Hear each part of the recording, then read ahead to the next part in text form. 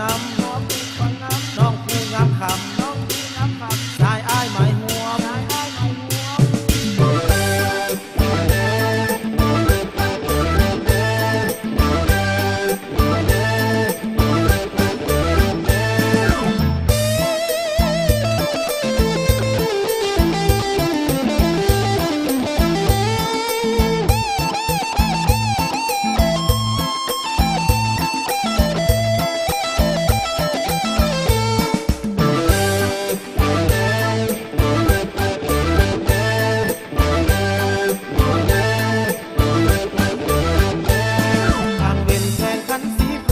หนุ่มยิงสายสีพายทั่วหน้า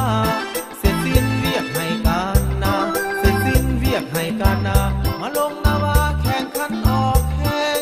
เยิมเข้าไป